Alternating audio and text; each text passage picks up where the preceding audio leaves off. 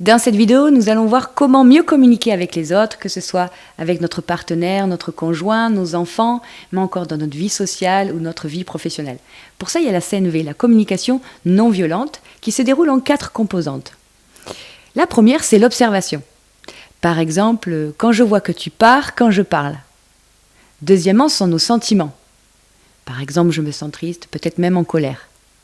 Troisièmement, nos besoins, parce que j'ai besoin d'attention ou de considération, par exemple. Et enfin, notre demande, par exemple, j'aimerais que tu m'écoutes.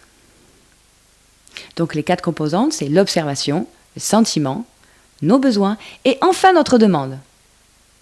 Donc quand je vois que, je me sens, parce que j'ai besoin de, et j'aimerais que. Alors dans l'observation, c'est apprendre à bannir les jugements moralisants. On ne doit pas voir la vie en noir ou en blanc, ou vraie ou fausse, parce que la réalité, elle est toujours nuancée. Éviter de comparer, éviter de cataloguer, parce que ça entraîne des attaques sur l'estime de soi aussi.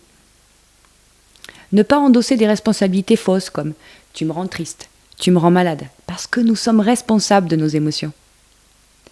Et puis ne pas utiliser des termes généralisateurs comme « souvent »,« toujours »,« jamais »,« tout » ou encore « rien ». Par exemple, ce soir, tu as oublié d'acheter le pain. Et non pas, de toute façon, tu oublies toujours d'acheter le pain.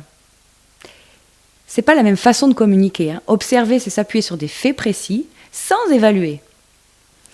Deuxièmement, c'est identifier et exprimer nos propres sentiments. Bien sûr, il faut apprendre à développer son vocabulaire affectif pour décrire précisément et clairement nos émotions. C'est vrai qu'oser exprimer ses émotions, ça permet de créer de vrais liens. Mais oser se montrer vulnérable, c'est signe d'une grande force intérieure aussi. Alors que la carapace que nous portons, elle est due à une faiblesse intérieure. Pourquoi ? Parce que nous sommes responsables de nos émotions. Troisièmement, c'est exprimer clairement notre besoin, parce que j'ai besoin d'eux. Et enfin, exprimer notre demande, j'aimerais que, on demande ce qui contribuerait à notre bien-être. On ose demander clairement, mais sans exiger. Plus on est clair dans nos demandes, et plus on a des chances d'obtenir ce que nous voulons. J'espère que vous avez apprécié la vidéo. N'hésitez pas à la liker si elle vous a plu et la faire partager. Et si ce n'est pas déjà fait, n'oubliez pas de vous abonner et d'activer la notification pour ne rater aucune vidéo chaque semaine. Si vous avez des questions, des idées ou des commentaires, n'hésitez pas à les laisser en bas de la vidéo. Je me ferai un plaisir de vous répondre. À très vite.